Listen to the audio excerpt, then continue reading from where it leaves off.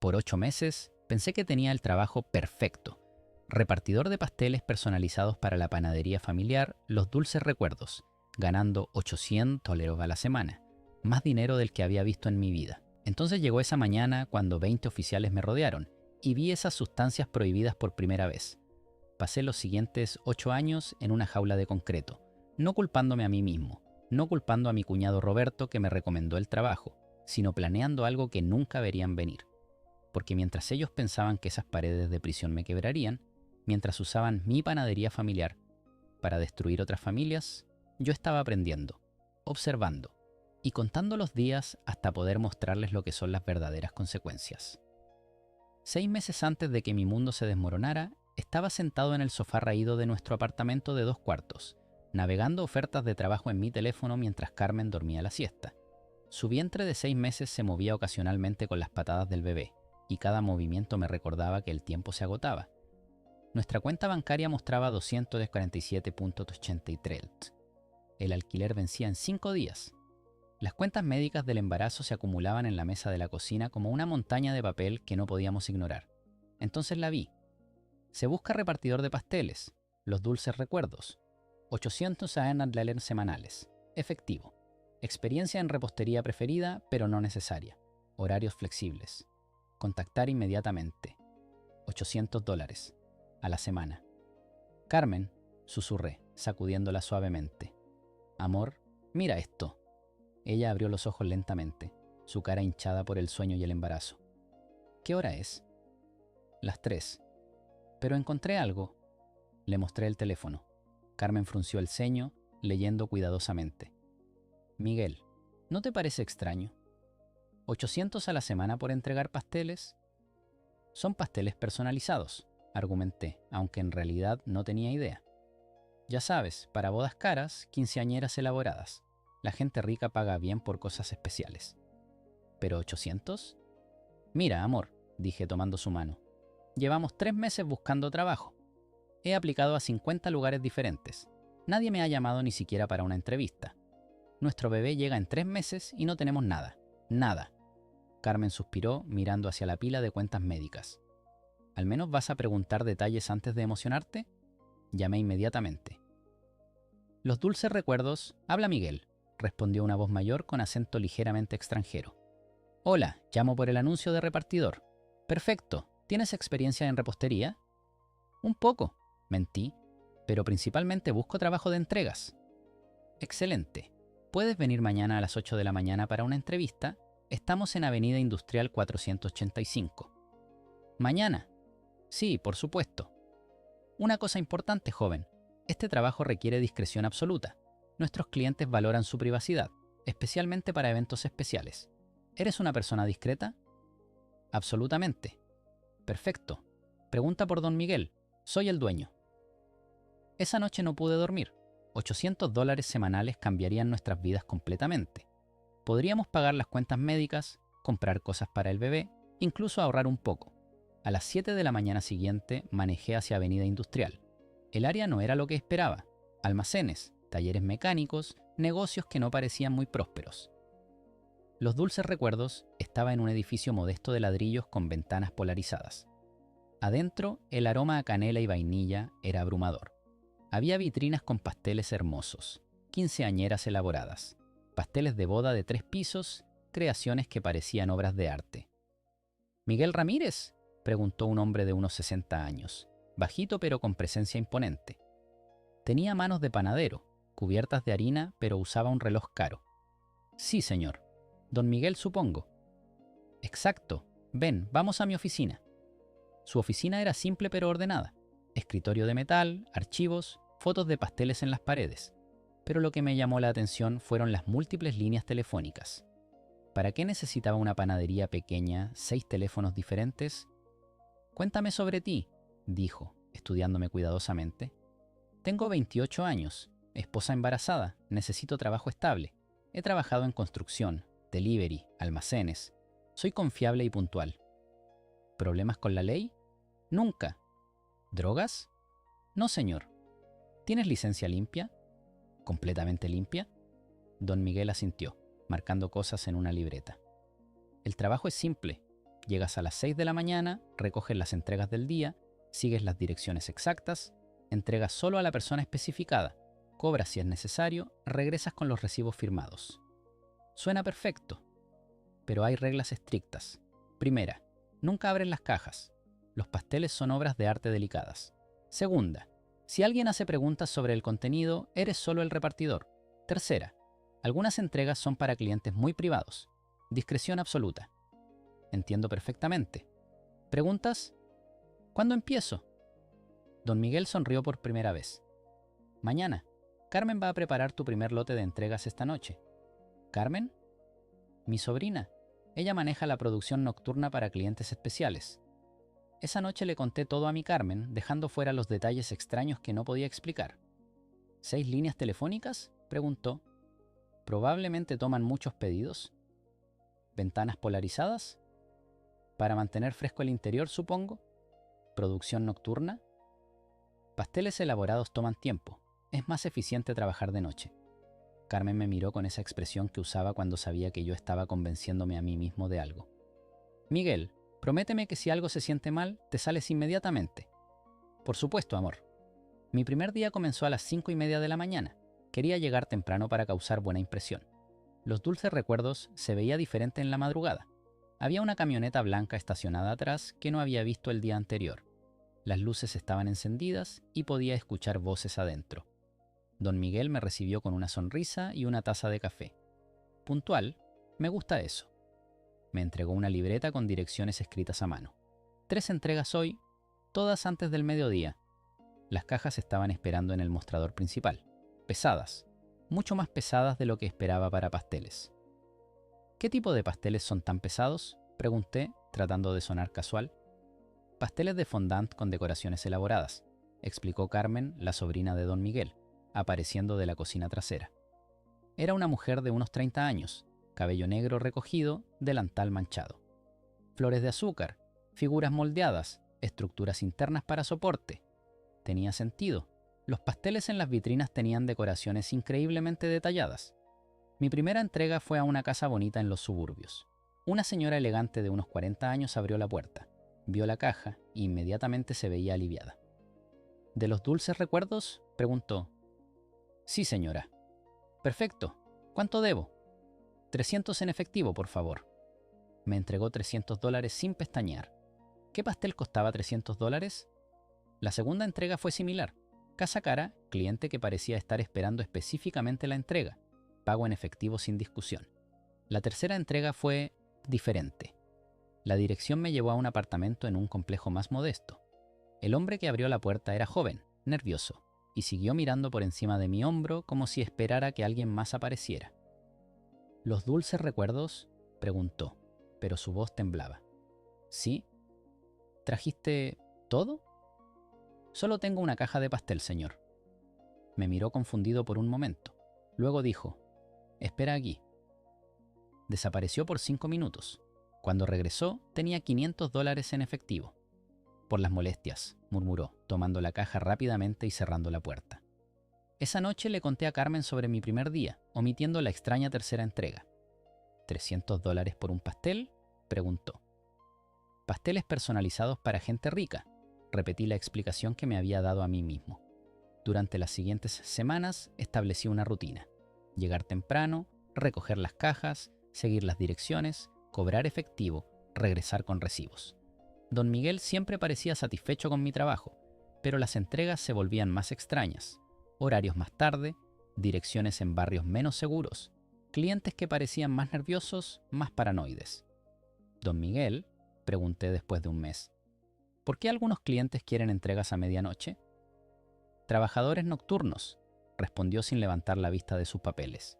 Enfermeras, guardias de seguridad, policías, celebran cuando pueden. Una noche, entregando a un almacén industrial a las 2 de la mañana, escuché algo extraño cuando puse la caja en el asiento del pasajero, como arena moviéndose dentro de la caja. El cliente esa noche era un hombre grande con tatuajes en el cuello. Cuando le entregué la caja, la sostuvo cuidadosamente, como si fuera frágil. ¿Todo bien con el pedido?, pregunté automáticamente. Me miró por unos segundos que se sintieron eternos. Perfecto. Dile a don Miguel que estuvo perfecto. Esa noche no pude dormir. Carmen notó mi inquietud. ¿Estás bien, amor? Solo... Algunos clientes son raros. ¿Qué tipo de raros? Quise contarle sobre los horarios extraños, los pagos en efectivo enormes, los clientes nerviosos, el sonido dentro de las cajas, pero ella estaba a 2 semanas del parto. Nada importante, amor. Solo gente rica con costumbres extrañas. Fue el error más grande de mi vida. Las señales de alerta comenzaron sutilmente durante mi segundo mes trabajando para los dulces recuerdos.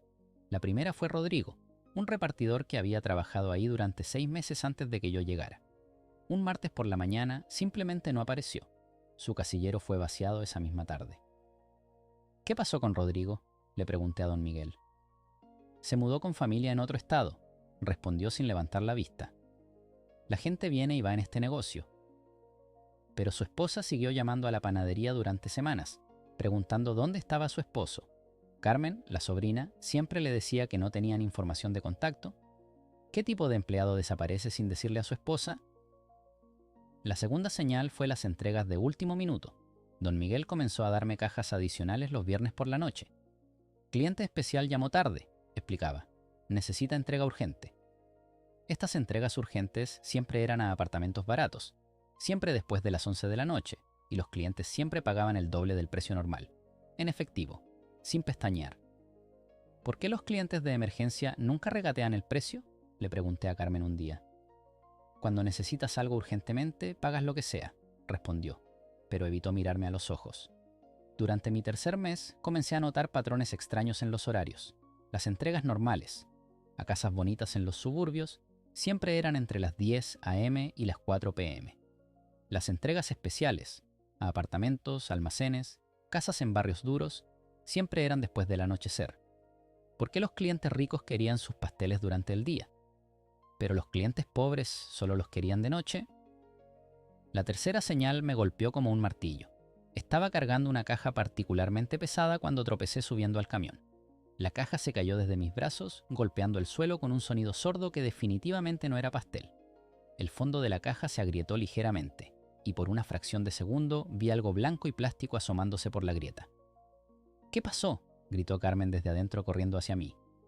Se me cayó la caja, dije señalando la grieta. Su cara se puso pálida. ¿Está dañada? Solo un poco agrietada en el fondo. No puedes entregar una caja dañada, gritó, arrebándomela de las manos. Los clientes especiales requieren presentación perfecta. Desapareció con la caja y regresó 5 minutos después con una idéntica. Problema resuelto, dijo, pero sus manos temblaban. Esa noche no pude dejar de pensar en lo que había visto por esa grieta. Plástico blanco, compacto. Definitivamente no pastel. Durante mi cuarto mes, las corazonadas se convirtieron en certeza, pero mi mente seguía negándose a procesarlo. Las cajas se volvieron más pesadas, los clientes se volvieron más paranoides. Las entregas se movieron a horarios más extraños, las 3 a.m., las 5 a.m., incluso las 7 a.m. los domingos. Y entonces estaba el teléfono especial. Don Miguel tenía 6 líneas telefónicas en su escritorio, pero solo usaba 5 para el negocio normal. La sexta línea, un teléfono rojo especial, solo sonaba por las noches, y cuando sonaba, don Miguel se ponía tenso, cerraba su oficina y hablaba en susurros. Una noche, mientras esperaba mis entregas finales, el teléfono rojo sonó. Don Miguel no estaba, así que Carmen contestó. Sí, susurró. Los números están bien. No ha habido problemas con el nuevo repartidor. Entiende, es limpio y callado. Sí, completamente confiable. Cuando colgó y me vio parado ahí, se sobresaltó.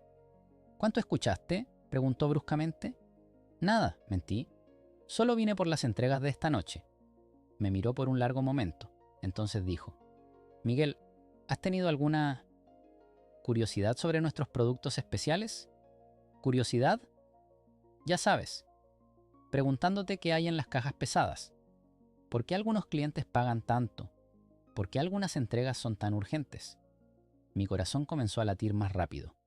Solo hago mi trabajo. Bueno, dijo lentamente, esa es exactamente la actitud que mantendrá este trabajo seguro para ti. Seguro para mí. No seguro en general. Seguro para mí. La noche del 14 de marzo, la noche antes de mi arresto, supe que algo era diferente. Don Miguel estaba nervioso, caminando de un lado a otro. checando los teléfonos constantemente. Carmen evitaba mirarme directamente. Los otros empleados, 2 chicos que trabajaban en la cocina, siguieron susurrando entre ellos y deteniéndose cuando me acercaba. ¿Todo bien?, le pregunté a don Miguel. Perfecto, respondió rápidamente. Solo ten extra cuidado esta noche. Los clientes están particularmente sensibles sobre la puntualidad. Me entregó solo 3 direcciones esa noche, pero las cajas eran las más pesadas que había visto jamás. La primera entrega fue normal. Casa en los suburbios, cliente esperándome. $500 en efectivo sin preguntas. La segunda entrega se sintió vigilada.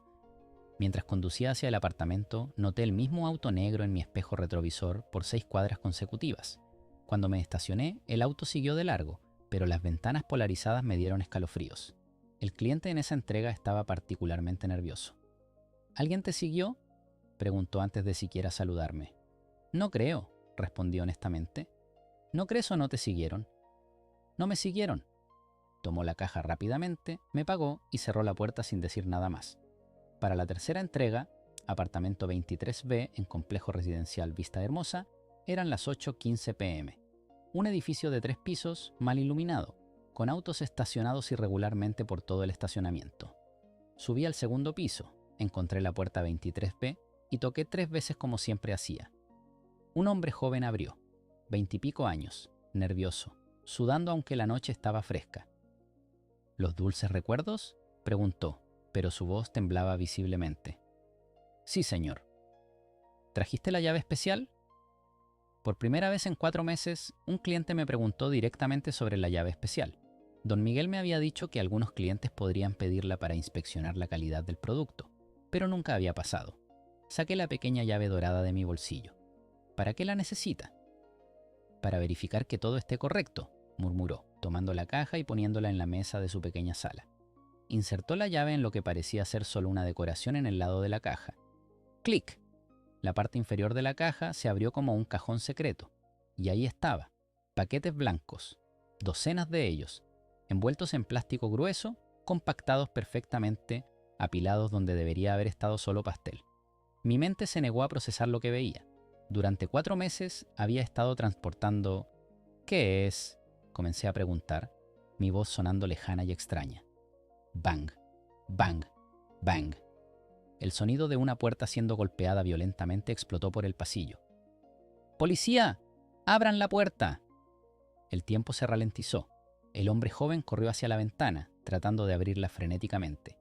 Yo me quedé paralizado, mirando esos paquetes blancos, mi cerebro finalmente conectando todos los puntos que había ignorado durante meses.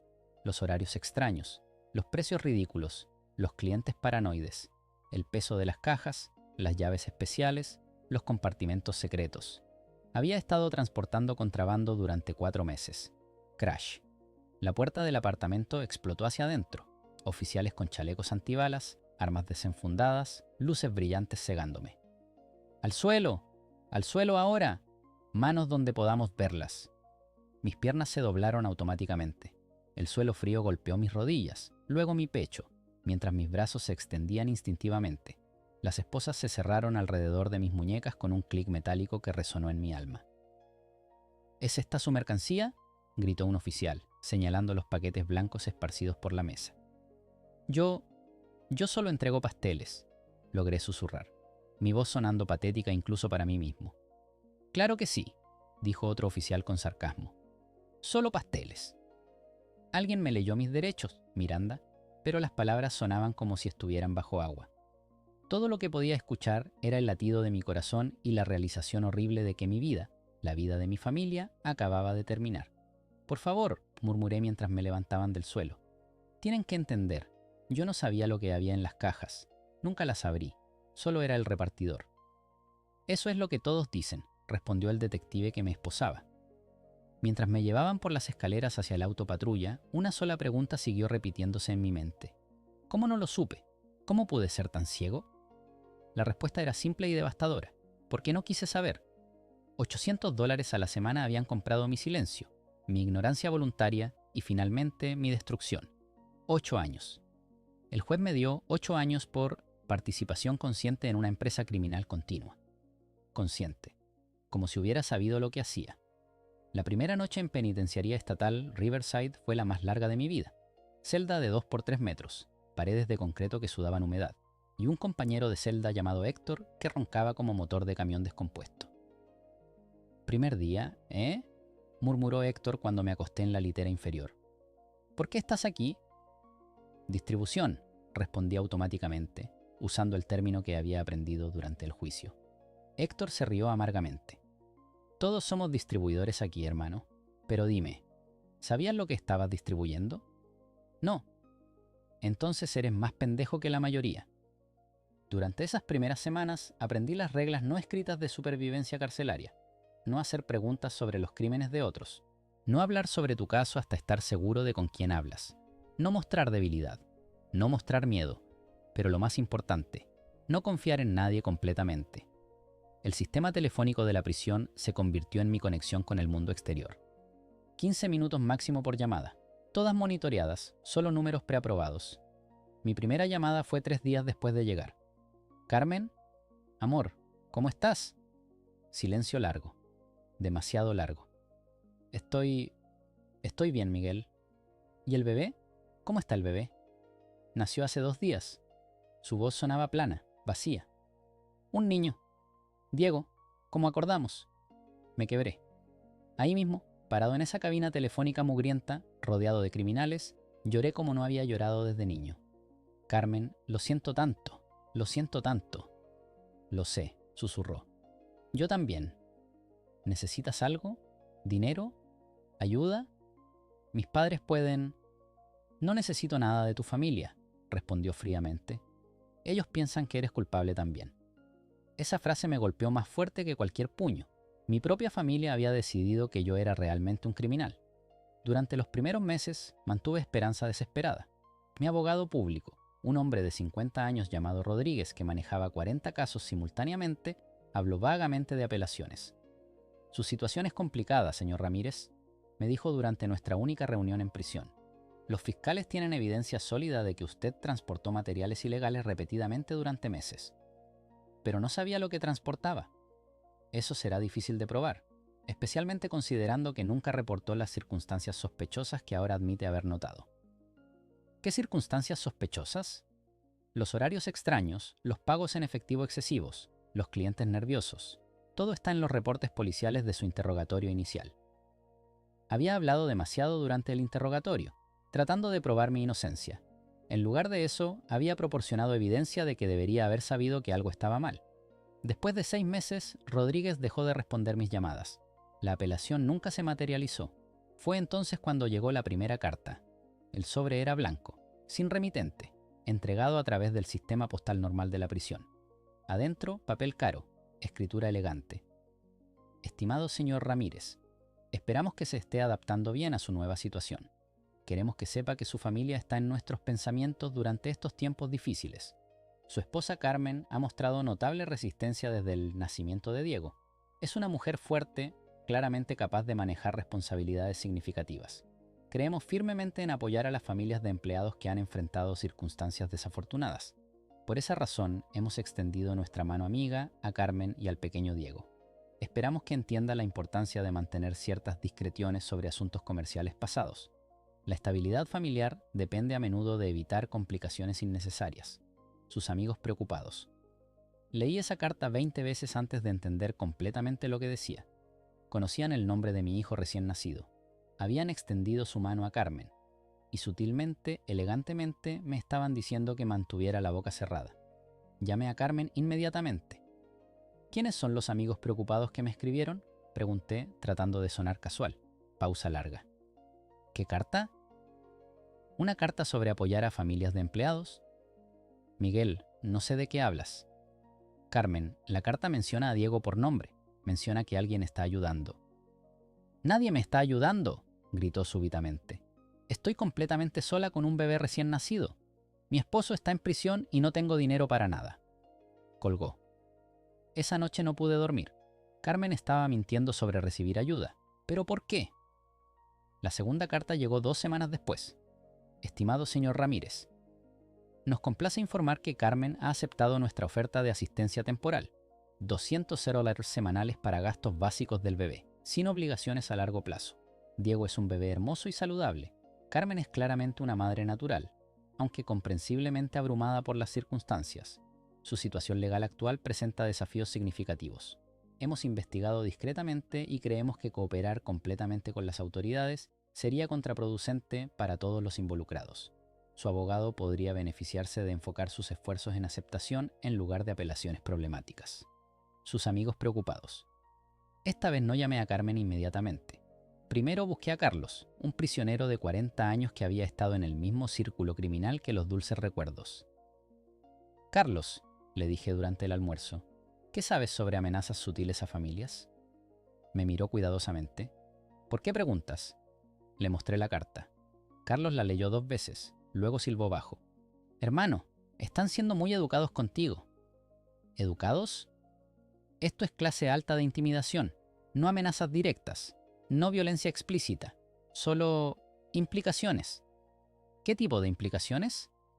Que tu esposa está recibiendo dinero de ellos, que conocen dónde vive tu hijo, que tu situación legal podría empeorar si no cooperas, y que tu abogado podría tener dificultades si presiona demasiado. Esa noche llamé a Carmen nuevamente. «Carmen, alguien está enviándome cartas sobre dinero que te están dando. Miguel, por favor, no hagas esto más difícil de lo que ya es. ¿Estás recibiendo dinero de los dulces recuerdos?» Silencio largo, demasiado largo. «Carmen, ¿estás recibiendo dinero de ellos?» «Diego necesita pañales», susurró finalmente. «Necesita fórmula, necesita ropa. El alquiler vence cada mes. Ese es dinero sucio. Es la misma gente que me metió en prisión. Tú te metiste en prisión. Tú tomaste ese trabajo. Tú nunca preguntaste las preguntas correctas. Pero no sabías porque no quisiste saber. $800 semanales por entregar pasteles y nunca cuestionaste nada». La línea se cortó. Durante los siguientes meses, las cartas llegaron regularmente cada 2 semanas, cada una con más detalles sobre la vida de Carmen, más prueba de cuánto sabían sobre mi familia. Carmen ha mostrado aptitud natural para la organización administrativa. Ha comenzado a ayudar ocasionalmente con tareas de oficina. Diego está creciendo rápidamente. Camina por toda la panadería como si fuera suya. Carmen ha expresado interés en aprender aspectos más complejos del negocio. Panadería. Mi lugar de trabajo se había convertido en el lugar de trabajo de Carmen. Durante mi segundo año, otro prisionero llegó a mi bloque. Javier Morales, 32 años, arrestado por los mismos cargos que yo. ¿Los dulces recuerdos?, pregunté cuando me contó su historia. Exacto. Tu esposa me contrató personalmente. Se me cayó la bandeja de almuerzo. ¿Cuándo? Hace 8 meses. Necesitaba trabajo después de ser despedido de la fábrica. Carmen fue muy comprensiva. Dijo que entendía lo que era tener familia que alimentar. ¿Te contó la misma historia? Pasteles especiales, llave especial, clientes particulares. Javier asintió amargamente. Palabra por palabra. Incluso me mostró fotos de Diego, hablando sobre lo difícil que era criar un hijo sola. Carmen no solo estaba trabajando para la organización, estaba reclutando activamente. ¿Cuántos repartidores había cuando empezaste?, pregunté. 6, todos con familias, todos desesperados, todos con la misma historia. Esa noche escribí mi primera carta a Carmen en 2 años. Carmen conocía a Javier Morales. Me contó cómo lo reclutaste, con las mismas mentiras que me dijeron a mí. ¿Cuántas familias más vas a destruir? Miguel, su respuesta llegó una semana después. Miguel, no sé de qué hablas. Dirijo un negocio legítimo de repostería. Si tienes problemas con empleados anteriores, eso es entre ellos y la ley. Diego pregunta por qué otros niños tienen papás que vienen a los eventos escolares. No sé qué decirle. Carmen. Durante mi 3er año llegaron más prisioneros con la misma historia. Luis Herrera, Roberto Silva, Eduardo Vázquez. Todos reclutados por Carmen. Todos con esposas embarazadas o hijos pequeños. Todos con la misma llave dorada especial. Es sistema, me explicó Carlos una tarde. Tu esposa perfeccionó el reclutamiento. Busca específicamente hombres desesperados con familias jóvenes. ¿Por qué familias jóvenes? Porque hombres con bebés harán cualquier cosa por dinero. Y después del arresto, las esposas están tan desesperadas que aceptan ayuda de cualquiera, incluso de la gente que destruyó a sus esposos. Las cartas de amigos preocupados se volvieron más detalladas, más presumidas. Carmen ha demostrado talento excepcional para gestión de personal. Actualmente supervisa las operaciones de 4 ubicaciones. 4 ubicaciones. La pequeña panadería se había convertido en una cadena. Diego asiste ahora a Academia San Miguel, una escuela privada excelente. Carmen quería lo mejor para su educación. Academia San Miguel costaba 15.000 anuales. ¿De dónde salía ese dinero? La casa en Colinas del Norte ofrece un ambiente seguro para familias. Carmen se mudó el mes pasado. Colinas del Norte era el barrio más caro de la ciudad. Casas de 300.000 hacia arriba. Durante mi 4.º año, la carta que me quebró. Lamentamos informar que Diego sufrió un accidente menor ayer. Mientras jugaba cerca de los hornos de la panadería, se quemó levemente la mano derecha. Por fortuna, Carmen estaba presente para aplicar primeros auxilios inmediatamente. Los niños pueden ser muy curiosos sobre lugares donde no deberían estar. Esperamos que Diego haya aprendido a respetar las áreas designadas como solo para adultos. Las quemaduras sanan rápidamente en niños pequeños, pero los padres entienden la importancia de supervisión constante para prevenir accidentes más serios. Sus amigos preocupados. Habían lastimado a mi hijo de 4 años. Llamé frenéticamente esa noche. Carmen, ¿qué pasó con Diego? ¿Está bien su mano? ¿Está bien?, respondió mecánicamente. Solo fue descuidado. Aprendió su lección. ¿Aprendió su lección? Tiene 4 años. ¿Qué lección? A quedarse alejado de ciertas áreas de trabajo. Carmen, tienes que salir de ahí. Toma a Diego y vete. Ve con tus padres, con cualquiera. ¿Con qué dinero? ¿Qué vida? ¿Dónde? Su voz explotó con furia contenida. Tú nos abandonaste, tú te metiste en este lío y nos dejaste lidiar con las consecuencias. Yo no sabía. No sabías porque eras egoísta. $800 semanales y nunca preguntaste de dónde venía el dinero. Carmen, por favor. Construí algo de nada. Una vida real para nuestro hijo. Y no voy a dejarlo destruir porque ahora tienes conciencia culpable. La línea se cortó. Fue nuestra última conversación real por 3 años. Durante mi 5.º año, un nuevo prisionero llegó con información que cambió todo. Miguel Cordero había trabajado en contabilidad para varias organizaciones, incluyendo Los Dulces Recuerdos. Tu esposa es brillante, me dijo durante el almuerzo. Convirtió una panadería simple en una red de 8 puntos de distribución. ¿8 puntos? 8 panaderías falsas por toda la ciudad.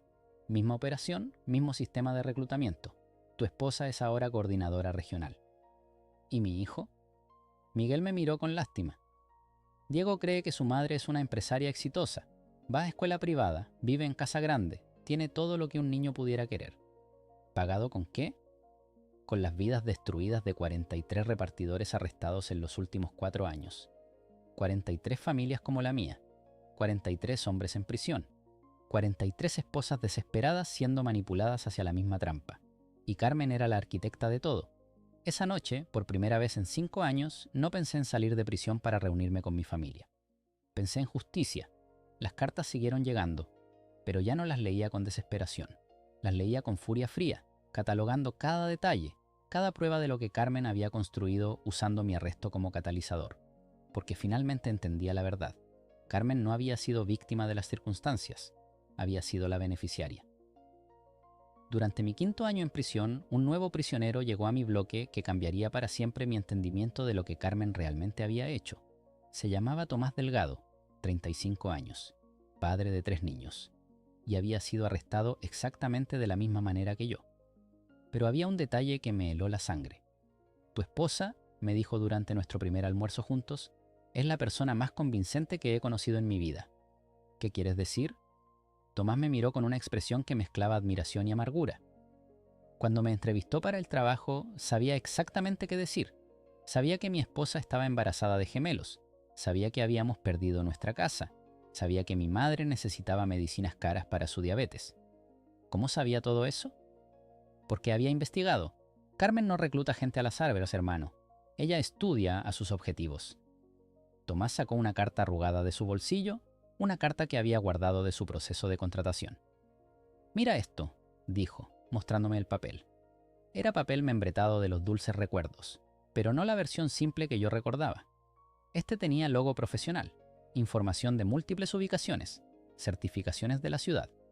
Estimado señor Delgado. Después de revisar su solicitud y circunstancias familiares, Creemos que usted sería una excelente adición a nuestro equipo de distribución especializada. Entendemos los desafíos únicos de mantener una familia durante tiempos financieros difíciles. Nuestros empleados no son solo trabajadores, son socios en el éxito de un negocio familiar que valora la lealtad, la discreción y el compromiso a largo plazo. Su experiencia previa en logística, combinada con su motivación personal para proveer estabilidad familiar, hace de usted un candidato ideal. Adjunto encontrará información sobre nuestro programa de beneficios extendidos para empleados con circunstancias familiares especiales.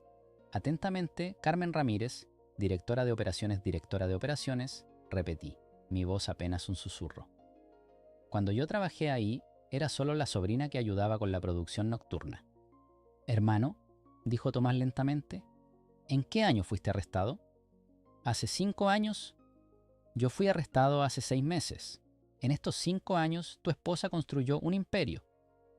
Durante las siguientes semanas, Tomás me contó detalles que destruyeron cualquier simpatía restante que pudiera haber tenido por Carmen.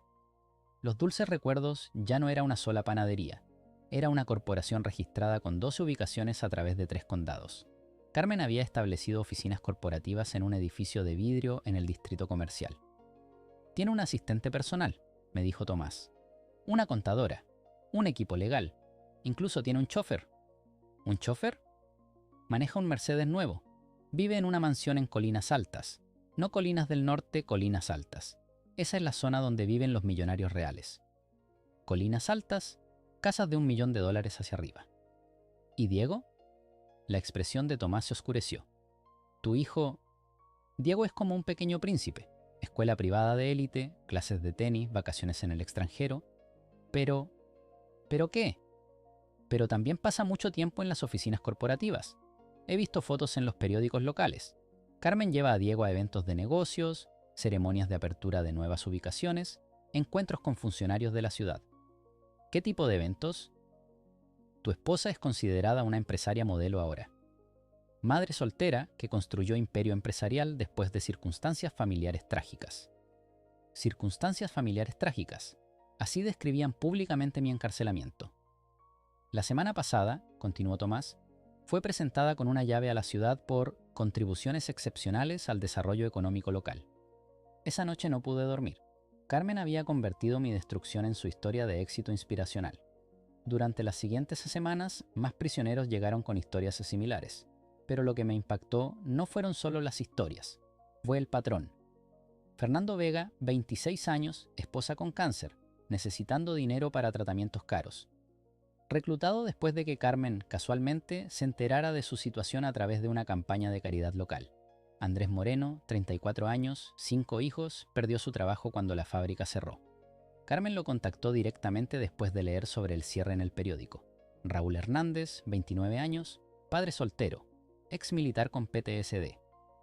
Carmen lo encontró en un centro de veteranos donde ella había hecho donaciones caritativas.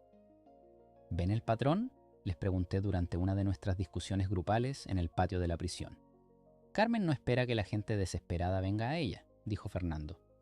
Ella busca gente desesperada. Es predadora, añadió Andrés. Sistemáticamente identificaba vulnerabilidades y las explotaba. Pero la revelación más devastadora vino de un prisionero llamado Óscar Ruiz, quien había trabajado no como repartidor, sino como contador para los Dulces Recuerdos durante sus últimos 6 meses de libertad. Tu esposa, me dijo Óscar durante una tarde en la biblioteca de la prisión, mantiene archivos detallados sobre cada empleado potencial meses antes de reclutarlos. ¿Qué tipo de archivos? Situación financiera, estructura familiar, historial de empleo, personalidad psicológica. Ella construye perfiles completos. Óscar sacó de su memoria detalles que me helaron la sangre. Había una carpeta con tu nombre que databa de 2 años antes de tu arresto. Incluía fotos de tu apartamento, horarios de trabajo de construcción, registros médicos del embarazo de Carmen, incluso reportes sobre tus hábitos de gasto. ¿2 años antes? La operación original de los Dulces Recuerdos te estaba estudiando como candidato potencial mucho antes de que vieras el anuncio de trabajo. Pero, ¿cómo? Tu cuñado Roberto trabajaba para ellos. Él fue quien proporcionó tu información inicial. Roberto, el hermano de Carmen que supuestamente me había recomendado para el trabajo por casualidad. Roberto nunca fue tu amigo, continuó Óscar. Era un reclutador. Su trabajo era identificar hombres vulnerables en su círculo social y guiarlos hacia la oportunización. El mundo se tambaleó. Mi suerte de encontrar ese trabajo perfecto había sido completamente orquestada. Y después de mi arresto, ahí es donde tu esposa se volvió realmente brillante, dijo Oscar con admiración reluctante. Usó tu caso como modelo. Mi esposo inocente fue atrapado en una situación que no entendía. Ahora ayudó a otras familias en circunstancias similares. ¿Cómo? Estableció una fundación de caridad oficialmente registrada, Dulces Recuerdos Family Support Foundation. Oficialmente ayuda a familias de hombres encarcelados injustamente. ¿Oficialmente? En realidad, identifica y recluta familias desesperadas. Los programas de asistencia son fachadas para operaciones de reclutamiento. Oscar me mostró recortes de periódicos que había guardado, artículos sobre Carmen recibiendo reconocimientos por su trabajo caritativo, fotos de ella entregando cheques a familias necesitadas, ceremonias donde era celebrada como pilar de la comunidad. Cada familia que ayuda eventualmente tiene a su proveedor principal trabajando para una de sus 12 ubicaciones, explicó Oscar. ¿12 ubicaciones? Los Dulces Recuerdos se expandió a Los Ángeles, San Diego, Fresno, toda California. Tu esposa controla una red que emplea a más de 200 personas. 200 personas. 200 familias potencialmente en la misma trampa que había destruido la mía. Pero hay algo más, dijo Oscar, su voz volviéndose seria. Algo que necesitas saber sobre Diego. Mi corazón se detuvo. ¿Qué pasa con mi hijo? Diego no solo va a eventos corporativos como mascota, él está siendo preparado. ¿Preparado para qué? Para eventualmente heredar el negocio. Carmen le dice que va a dirigir el imperio familiar cuando sea mayor. Él habla de eso con orgullo en entrevistas públicas. Oscar me mostró una foto de periódico. Diego, ahora de 8 años, parado junto a Carmen en una ceremonia de inauguración, vestido con traje pequeño, sonriendo para las cámaras. El pie de foto decía: Diego Ramírez, 8 años, futuro CEO de los Dulces Recuerdos según su madre empresaria. Mi hijo, susurré, piensa que va a heredar una operación criminal. Tu hijo piensa que va a heredar un imperio empresarial legítimo, corrigió Oscar. Carmen ha construido capas de legitimidad tan profundas que incluso Diego cree genuinamente que todo es legal. Durante las siguientes semanas, Oscar me proporcionó más detalles devastadores. Carmen había establecido relaciones con funcionarios de la ciudad, donando generosamente a campañas políticas locales. Los Dulces Recuerdos patrocinaba equipos deportivos juveniles, festivales comunitarios, eventos escolares. Ella construyó protección política, explicó Oscar. Cualquier investigación sobre los Dulces Recuerdos ahora sería vista como acoso a una empresaria modelo respetada por la comunidad. Pero lo más calculado era cómo había usado mi historia. En cada presentación pública, Carmen menciona a su difunto esposo que fue víctima de circunstancias criminales ajenas, me dijo Oscar. ¿Difunto? Para efectos públicos, tú moriste. Es más simpático que mi esposo está en prisión. Genera más simpatía, más apoyo comunitario. Carmen había matado mi identidad pública para construir su imagen de viuda valiente. ¿Y los otros empleados arrestados? Misma historia. Todos son descritos como víctimas de círculos criminales que se aprovecharon de su desesperación familiar. Carmen es vista como la empresaria que está luchando contra el mismo sistema que destruyó a su familia. Era brillante. Diabólico, pero brillante. Carmen había convertido cada arresto en evidencia de que ella era la víctima, no la perpetradora. Durante mi 6º año, la información final llegó a través de un nuevo prisionero llamado Ricardo Santos. Pero Ricardo no había sido repartidor. Ricardo había sido supervisor de seguridad para los Dulces Recuerdos. «Tu esposa», me dijo Ricardo durante nuestro primer encuentro, «es la persona más despiadada que he conocido en 20 años de trabajo criminal». «¿Qué quieres decir?» «Quiero decir que ella no solo recluta víctimas inocentes, ella las estudia mientras trabajan, documentando sus personalidades, sus miedos, sus puntos de quiebre». ¿Para qué? Para saber exactamente cómo presionar a sus familias después del arresto. Ricardo me contó sobre los archivos familiares que Carmen mantenía, perfiles psicológicos detallados de las esposas e hijos de cada empleado arrestado.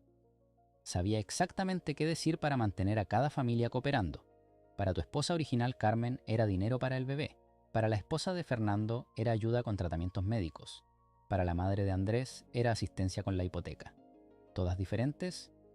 Cada familia recibe exactamente el tipo de ayuda que las hace más vulnerables a la manipulación continua. Y después, Después de unos meses de dependencia, Carmen gradualmente introduce oportunidades para contribuir al negocio. Las esposas empiezan haciendo trabajo de oficina simple, luego coordinación de entregas, eventualmente reclutamiento. ¿Las esposas se convierten en reclutadoras? Las esposas se convierten en Carmenes más pequeñas, ejecutando el mismo sistema que destruyó a sus esposos. Ricardo me mostró organigramas que había memorizado. Los dulces recuerdos ahora empleaba 43 esposas de hombres encarcelados en varios niveles de la operación. Es autoperpetuante, explicó. Cada generación de víctimas eventualmente se convierte en la siguiente generación de perpetradores. Esa noche, sentado en mi celda, finalmente entendí la verdad completa. Mi arresto no había sido una tragedia que arruinó los planes de Carmen. Mi arresto había sido el catalizador que permitió que Carmen construyera exactamente lo que siempre había planeado construir. Ella había usado mi ingenuidad, mi desesperación, mi amor por la familia como herramientas para crear un sistema que convertiría sistemáticamente víctimas en perpetradores. Y lo más horrible de todo, mi hijo Diego estaba siendo preparado para ser la próxima generación de liderazgo en esta máquina de destrucción familiar. Por primera vez en 6 años no sentí tristeza, culpa o desesperación. Sentí furia pura, fría, calculada. Carmen había jugado el juego largo. Había construido imperios sobre las ruinas de familias inocentes. Ahora era mi turno de jugar el juego largo. Y yo tenía ventajas que ella nunca vería venir: conocimiento interno de sus operaciones, aliados entre sus víctimas y, lo más importante, 6 años de planificación cuidadosa. Carmen había cometido un error fatal. Había subestimado completamente al hombre que había destruido. Era hora de mostrarle lo que las verdaderas consecuencias parecían. El cambio comenzó la noche después de mi conversación con Ricardo Santos. Por primera vez en 6 años no me acosté pensando en lo que había perdido. Me acosté pensando en lo que iba a recuperar. Pero no era estúpido. Un hombre solo contra una organización como la que Carmen había construido no tenía posibilidades.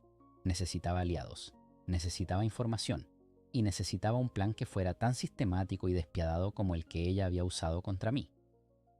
Mi primer aliado real fue Carlos Mendoza, el prisionero que me había proporcionado información inicial sobre los dulces recuerdos años atrás. Pero Carlos era más que un simple informante. Tenía conexiones que se extendían mucho más allá de los muros de la prisión. He estado observándote cambiar durante estos años, me dijo mientras trabajábamos en la lavandería industrial. Ya no eres el tipo ingenuo que llegó aquí llorando por su esposa. ¿Qué ves ahora?, pregunté. Veo a alguien que finalmente entendió el juego y que está listo para jugarlo mejor que cualquiera. Carlos había pasado 20 años construyendo una red de contactos tanto dentro como fuera del sistema. Durante nuestras conversaciones en los siguientes meses, me presentó a un mundo de posibilidades que nunca yo había considerado. Primero, me dijo, necesitas entender que la venganza exitosa no es emocional, es matemática. Cada acción debe ser calculada para producir el máximo impacto con el mínimo riesgo personal. Durante las siguientes semanas, Carlos me introdujo a otros prisioneros clave que se convertirían en elementos cruciales de mi red. Alberto el Contador. Vázquez había sido especialista en lavado de dinero para 3 organizaciones diferentes antes de su arresto. Su conocimiento de sistemas financieros y contabilidad forense era enciclopédico. Tu esposa ha construido algo impresionante, me dijo Alberto después de que le expliqué la estructura de los dulces recuerdos. Pero toda operación de esta escala tiene vulnerabilidades financieras. Siempre las hay. Alberto me enseñó cómo leer entre líneas de reportes corporativos, cómo identificar discrepancias en sistemas de contabilidad y, más importante, cómo documentar evidencia financiera de manera que fuera admisible en corte. Ramón Torres, hermano menor del jefe de la organización Torres, había sido arrestado por cargos menores, pero mantenía conexiones con su familia criminal. Los Torres habían sido los competidores directos más afectados por la expansión agresiva de Carmen. Mi hermano había estado esperando una oportunidad para recuperar territorio perdido, me dijo Ramón durante una de nuestras conversaciones en el gimnasio, pero necesita información interna sobre horarios, rutas, debilidades operacionales. ¿Y a cambio? A cambio, los dulces recuerdos deja de existir como organización, permanentemente. Javier el técnico Morales no era el mismo Javier que había sido reclutado por Carmen. Era un especialista en electrónicos que había sido arrestado por hackear sistemas bancarios. Su conocimiento de tecnología de vigilancia y sistemas de comunicación era exactamente lo que necesitaría para documentar evidencia. Lo que necesitas, me dijo Javier, es poder monitorear las comunicaciones internas de Carmen sin ser detectado. y documentar evidencia en formatos que los fiscales no puedan ignorar. Durante los siguientes meses, estos hombres se convirtieron en mi círculo interno de planificación. Pero las conexiones más valiosas fueron las que Carlos tenía en el exterior. Detective Antonio Martínez había sido forzado a retirarse temprano después de que una investigación de corrupción destruyera su carrera.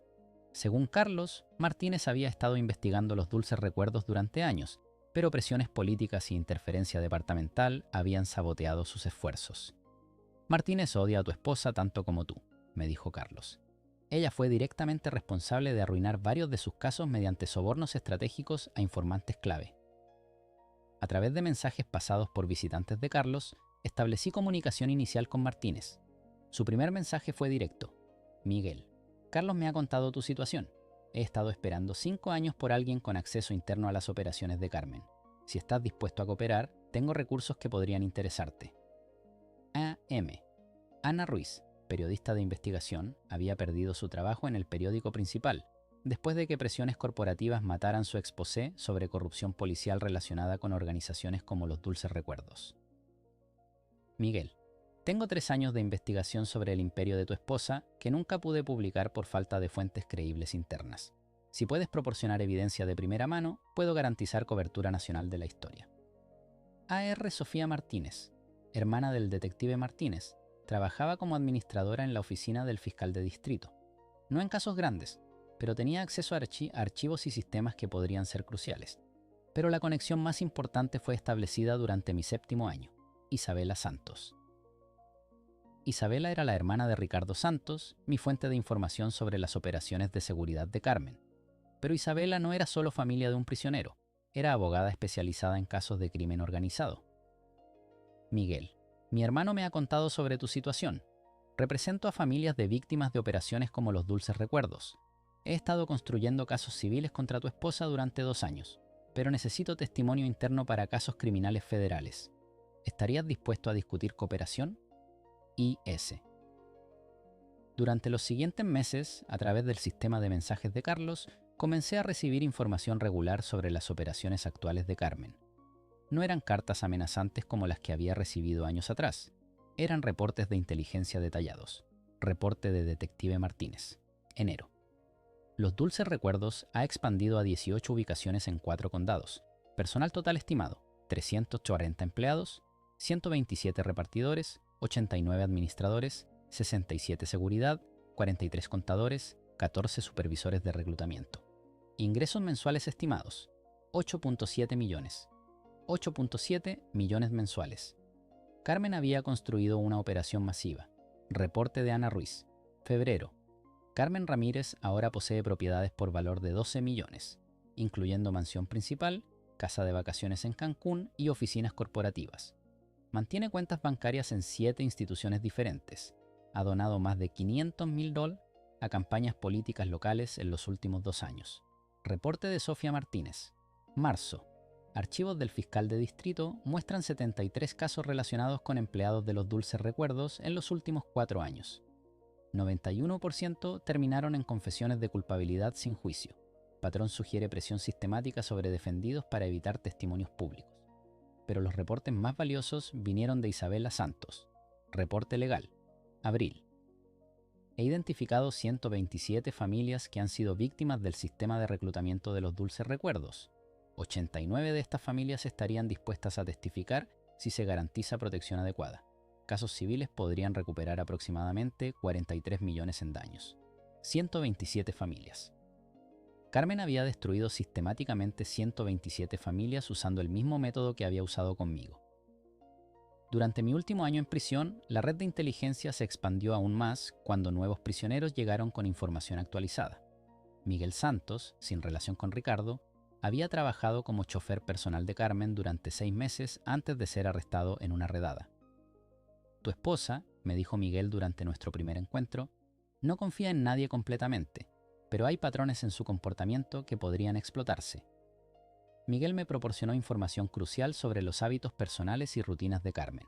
Reuniones semanales con supervisores regionales, cada martes a las 3 p.m. en oficinas corporativas centrales.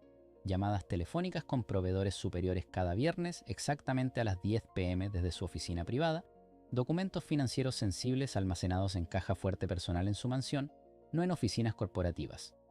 Diego acompañaba a Carmen a todas las reuniones importantes los sábados como experiencia educativa. ¿Por qué lleva a Diego a reuniones de negocios?, pregunté. Porque quiere que entienda cada aspecto de la operación.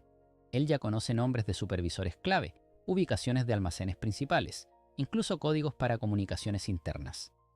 Mi hijo de 9 años tenía acceso a información que los fiscales federales matarían por obtener. Eduardo Morales había sido contador interno para los Dulces Recuerdos durante 8 meses antes de su arresto. Su información sobre sistemas financieros internos era exactamente lo que Alberto, el contador, había predicho que necesitaríamos. Carmen mantiene 3 sets de libros, me explicó Eduardo. Oficiales para el IRS y reguladores estatales, semioficiales para supervisores y administradores medios, y reales para ella y los 3 supervisores de nivel más alto. ¿Dónde guarda los libros reales? Sistema de computadora encriptado en su oficina personal, pero también mantiene respaldos físicos en la caja fuerte de su casa.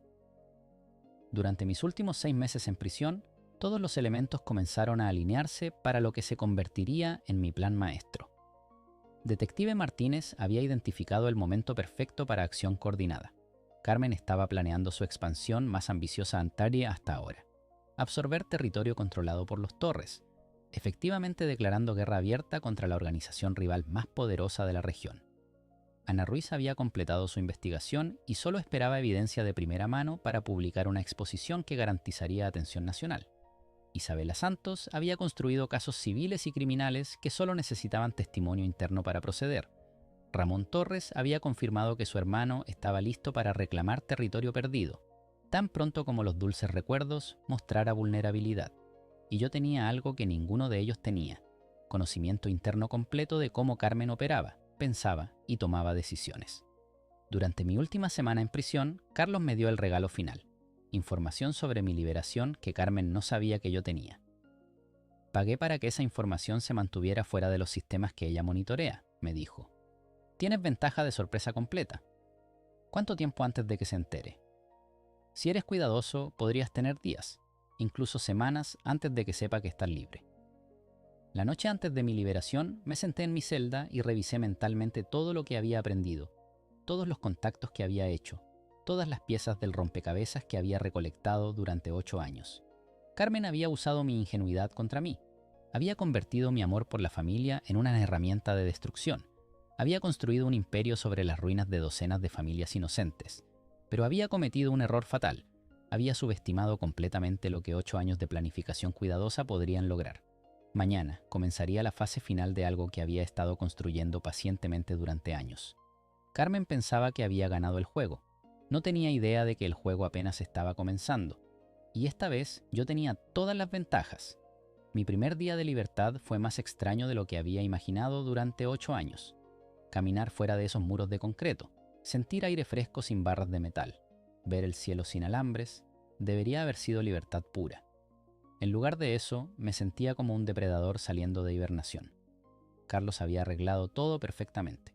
Un apartamento pequeño y discreto en el lado este de la ciudad, con vista directa a las nuevas oficinas corporativas de los Dulces Recuerdos. Trabajo de construcción bajo un nombre falso que él había establecido. Y lo más importante, Carmen no sabía que yo estaba libre. Desde la ventana de mi apartamento podía ver el imperio que había construido usando mi destrucción como catalizador. Lo que antes había sido una panadería modesta se había convertido en un complejo de vidrio y acero de 4 pisos. El letrero Los Dulces Recuerdos Corporate Headquarters brillaba con luces LED. El estacionamiento estaba lleno de autos caros, Mercedes, BMWs, Audis. Y ahí estaba Carmen. A las 8:30 am exactas, una limusina negra se detuvo en la entrada principal. Carmen salió, vestida con un traje de diseñador que probablemente costaba más que mi salario anual anterior. Cabello perfectamente peinado, joyas discretas pero caras, caminando con la confianza de alguien acostumbrado al poder absoluto. Detrás de ella, Diego. Mi hijo, ahora de 10 años, llevaba uniforme de escuela privada y una pequeña maleta de cuero. Alto para su edad, postura perfecta, saludando educadamente al chofer. Se parecía a mí físicamente, pero sus gestos, su manera de caminar, era puro Carmen. Los observé durante una semana completa, estableciendo sus patrones de rutina. Carmen llegaba exactamente a las 8:30 am todos los días excepto los domingos. Diego la acompañaba los martes y jueves después de la escuela, los sábados todo el día. Durante mi segunda semana libre, comencé la fase de reconocimiento real. Detective Martínez me había proporcionado identificación falsa y uniforme de servicios de limpieza. A las 6 a.m. del miércoles, entré al edificio corporativo como parte del equipo de mantenimiento nocturno. Lo que vi me dejó sin aliento. El primer piso era completamente legítimo. Recepción elegante, salas de conferencias, oficinas administrativas, certificados gubernamentales enmarcados, fotos de Carmen con funcionarios de la ciudad, premios de organizaciones caritativas. El segundo piso era donde comenzaba la operación real. Salas llenas de computadoras mostrando rutas de entrega en tiempo real, mapas de la ciudad con códigos de colores, supervisores coordinando equipos de repartidores a través de radios especiales. El tercer piso era pura inteligencia, archivos sobre empleados potenciales, perfiles psicológicos de familias objetivo, bases de datos de situaciones financieras desesperadas en toda la región. Pero el cuarto piso era el centro de comando personal de Carmen. Su oficina ocupaba la mitad del piso, con ventanas de piso a techo que daban vista panorámica de la ciudad, escritorio de caoba maciza, computadora con múltiples monitores, teléfonos encriptados que reconocí de mis días como repartidor. Y en la pared, algo que me heló la sangre, una cronología enmarcada titulada Historia corporativa de los dulces recuerdos. Comenzaba con una foto mía siendo arrestado, etiquetada.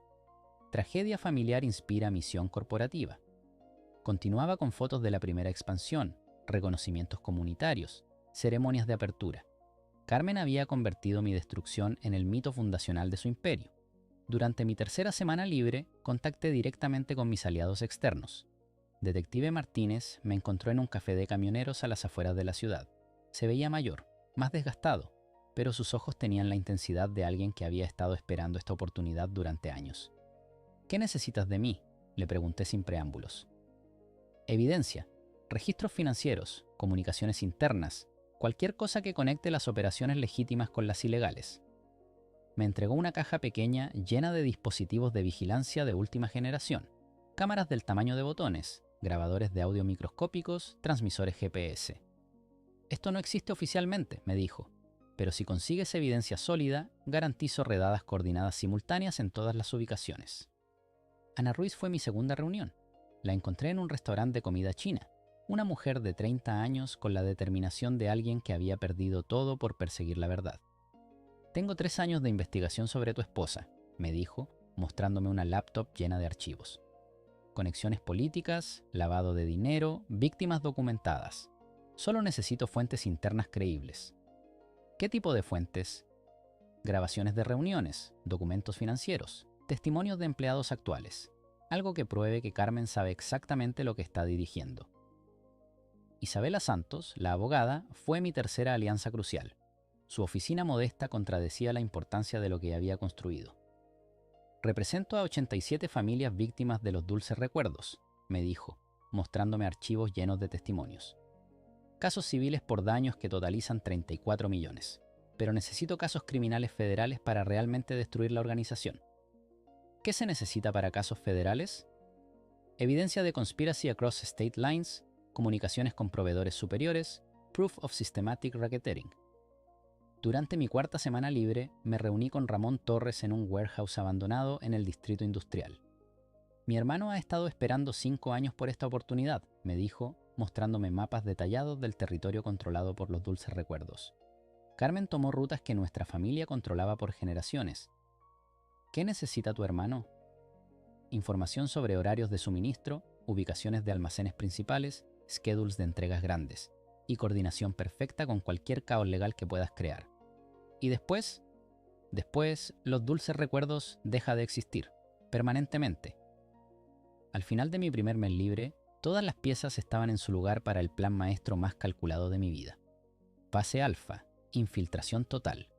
Conseguir trabajo directo dentro de los dulces recuerdos usando mi identidad real. La última cosa que Carmen esperaría sería que yo regresara voluntariamente al lugar que había destruido mi vida. Fase beta, documentación sistemática. Usar equipos de Martínez para grabar reuniones internas, fotografiar documentos financieros, documentar comunicaciones con proveedores superiores. Todo coordinado para crear evidencia irrefutable. Fase gamma, exposición mediática.